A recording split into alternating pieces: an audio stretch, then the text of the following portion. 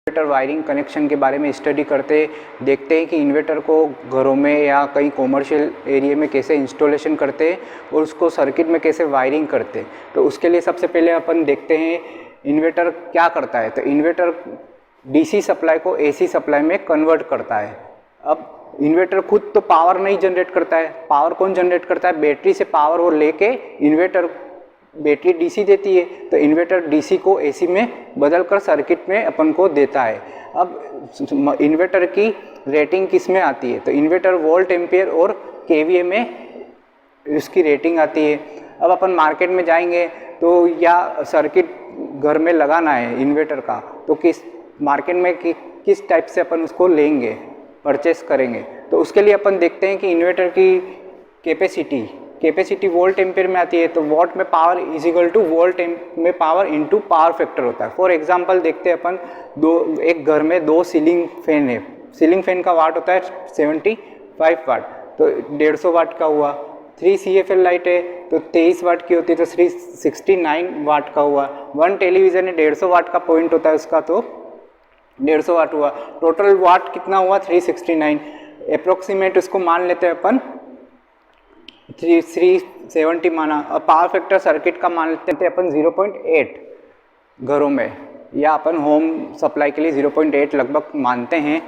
अब अपन volt ampere निकालना है अपने को इन्वर्टर का पावर, तो अपन 369 बटा पावर फैक्टर का उसमें डिवाइड करते हैं तो लगभग 361.25 वोल्ट एम्पियर की रेटिंग आती है। इसको लगभग 462 वोल्ट एम्पियर मानते और लगभग 500 वोल्ट एम्पियर का इन्वर्टर अपन को इंस्टॉल करना पड़ेगा इतने लोड के लिए। अब मार्केट में हो सकता है 500 वोल्ट एम्पियर या 900 वोल्ट एम्पियर के भी अवेलेबल हो सकते हैं। ये अपन को लोड के अकॉर्डिंग देखना है। अपन को इन्वर्टर वोल्ट एम्पियर अपन को कितना लोड अपन मकान में देना है, क्या क्या ऑपरेटर्स उस पर रन करने हैं।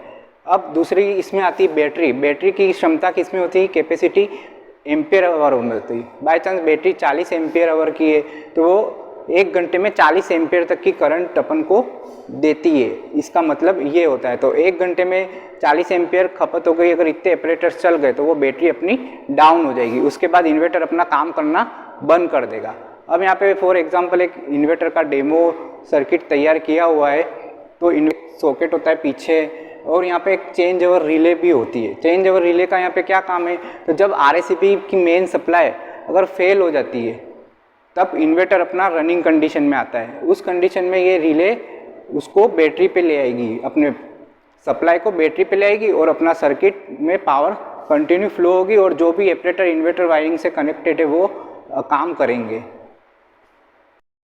हुआ है तो उसके अंदर एक सर्किट है, जैसे एक रूम में उसके अंदर 2 स्विच है, उससे 2 सीलिंग रोज या 2 होल्डर कनेक्ट कर रखे और 2 सॉकेट है। अब यहाँ पे अपन ने जो ब्लू वाली लाइन है वो RACP की मेन लाइन के रूप में शो कर रखा है, न्यूट्रल को डैश वाइट कलर में शो कर रखा है और इन्वर्टर की लाइन को येलो में दिखा रखा है। अब अपन यहाँ से मेन सप्लाई आती है तो सबसे पहले इन्वर्टर में भी मेन सप्लाई देना है अपन को, जो कि अपनी बैटरी को चार्ज करेगा। तो यहाँ से ये दे के ये बैटरी चार्ज हो रहा अपना है। अब दूसरा यहाँ पे अपन को कौन कौन से सर्किट में RACP पे कौन सा लोड है, तो आपको दिख रहा है ये ब्लू कलर का जा रहा है वो RACP पे, ये होल्डर आपका RACP पे, ये सॉकेट है वो RACP पे। अब इन्वर्टर का एक लाइन होती है फेज लाइन जिसको बोलते हैं, यहाँ से निकलती है तो वो अपन को किस सर्किट में कहाँ दे रहे, तो एक होल्डर है और एक सॉकेट को इन्वर्टर से कंट्रोल कर रखा है। इसका एक डेमो यहाँ पे अपन ने तैयार किया गया है इस प्रकार से। देखो ये एक बोर्ड है, इसके अंदर अपन ने ये येलो वायर है अपना, वो कहाँ का है? इन्वर्टर लाइन के लिए वायरिंग कर रखी है। और एक यहाँ से इसको उठाया तो ये सॉकेट भी इन्वर्टर कंट्रोल है। और ये जो लाइन है अपनी वो मेन लाइन है RACP की लाइन से, एक होल्डर और एक सॉकेट कंट्रोल है RACP की लाइन से। ये अपना न्यूट्रल हो गया जो कि कॉमन चलता है मेन सप्लाई से। अब यहाँ से ये मेन सप्लाई ली अपन ने। अब अपन थोड़ा इन्वर्टर के बारे में देखते हैं। अब ये इन्वर्टर की रेटिंग वगैरह देखो, यहाँ पे ये इन्वर्टर कितने वोल्ट एम्पियर का है? 900 वोल्ट एम्पियर का है, ये 900 वोल्ट एम्पियर है। अब इन्वर्टर के पीछे आपको यहाँ पे वायरिंग का कनेक्शन दे रखा है पूरा अपन ने। अब यहाँ पे एक सॉकेट होता है। अब सबसे पहले यहाँ पे देखो इन्वर्टर प्रॉपर सप्लाई दे रहा है कि नहीं होता है। तो मल्टीमीटर से अपन चेक करेंगे इसमें एसी सप्लाई कितना बताता है, तो ही अपने सारे ऑपरेटर जो इन्वर्टर से कनेक्टेड है वो काम करेंगे। एक सेकेंड,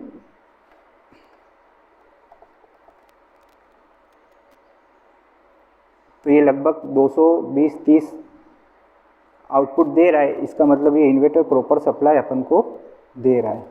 अब दूसरी एक कंडीशन होती है इसके अंदर, इसका फेज कौन सा है, तो उसको टेस्टर से चेक करना पड़ेगा अपन को पहले। यहाँ पे देखो टेस्टर में हेल्दी इंडिकेशन बता रहा है और दूसरे पिन में नहीं बताएगा ये, तो इसका मतलब जहाँ फेज होगा वहाँ से अपन इसको उठा के और अपने सर्किट में यहाँ पे जो बोर्ड है वहाँ पे जहाँ लोड देना है वहाँ पे ये इन्वर्टर के लेंगे फेज वायर। न्यूट्रल अपना कॉमन चलता है, निकलता है ये वाली केबल जो कि बैटरी के लिए जाती है अपनी पॉजिटिव और नेगेटिव। तो अपन को ध्यान रखना है जो इन्वर्टर से रेड कलर का वायर है वो हमेशा बैटरी के पॉजिटिव टर्मिनल पे अपन को कनेक्ट करना है, और जो ब्लैक कलर का वायर होता है वो बैटरी के नेगेटिव टर्मिनल पे कनेक्ट करना होता है।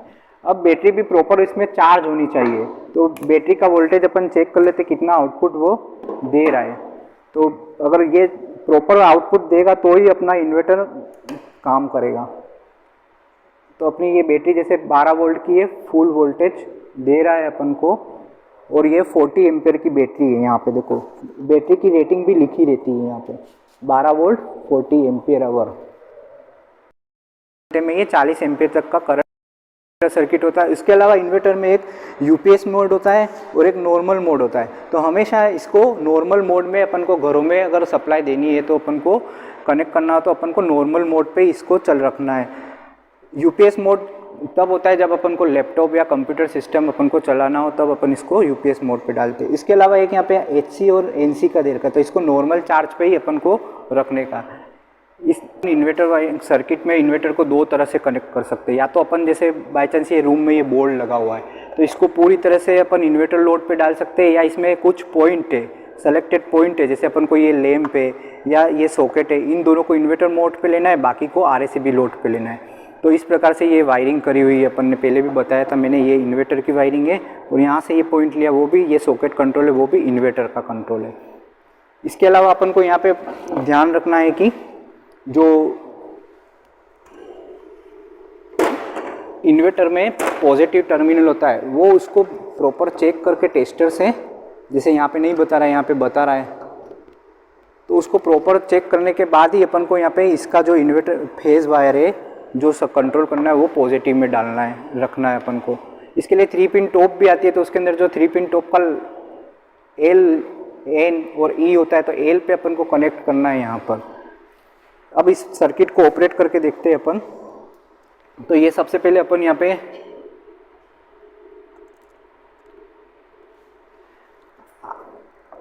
आरएसीबी मोड पे है, अभी अपना दोनों लोड है ना चल रहा है। अब किसी कारणवश आरएसीबी अपना फेल हो जाता है, यानी यहाँ से मेन सप्लाई अपनी बंद हो जाती है, आरएसीबी चली जाती है मेन सप्लाई, तब ये अपना इन्वर्टर पे जो लोड है वही अपना ऑन हो रहा है, बल्ब जल रहा है।